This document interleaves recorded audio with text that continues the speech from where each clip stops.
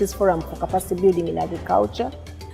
Previously, we were in Eastern and Central Africa, but now we have moved into West Africa.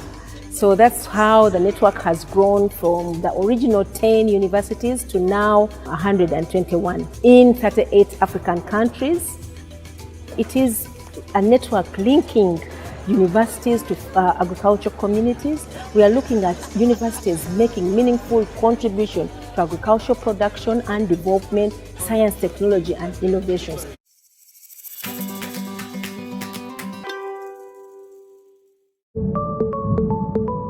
The Ministerial Roundtable in strengthening synergies for partnerships between leaders in higher education, science and technology, and policymakers was an especially powerful convening, bringing together 20 ministers from 19 countries, with numerous African vice-chancellors who agreed to consult on supporting the RUFORUM Charter.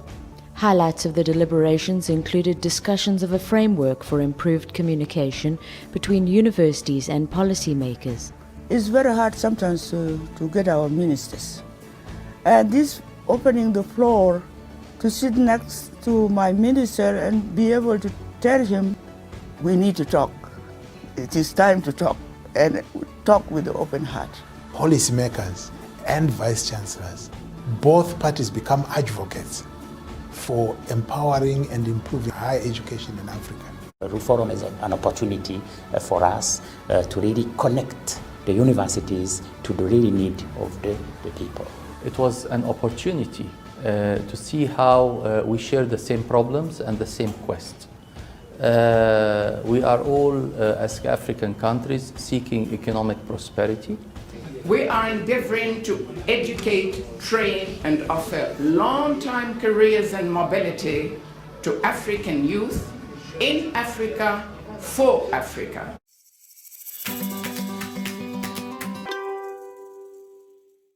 I received a fellowship from RUFORUM. It was a 2-year fellowship, and within that fellowship I had to undertake 3 studies on soybean rust. I was very happy that at the end of that 2-year work there was one variety, Maksoi 1N, which I was very proud of. Uganda contributed to one of the first papers on soybean rust at the world stage.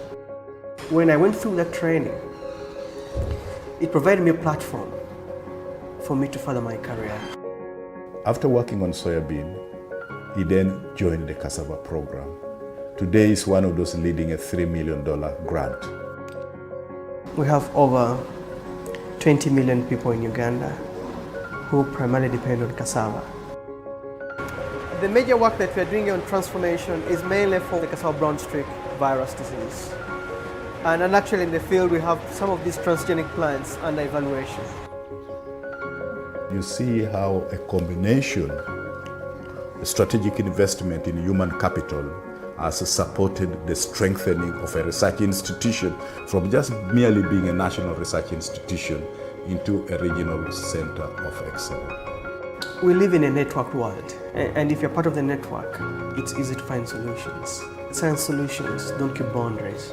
The training within RUFORUM also provides me with a network of both graduate students and of course scientists, both skill and of course knowledge. My vision that I have for cassava is to shift its importance more from being a purely subsistence crop to a crop that can be highly commercialized.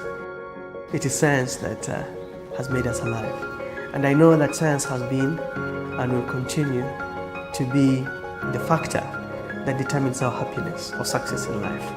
Because when I use science on the plant side, it enables me to get something onto a plate, and I feel very proud that somebody has got something good on a plate which has come through science intervention.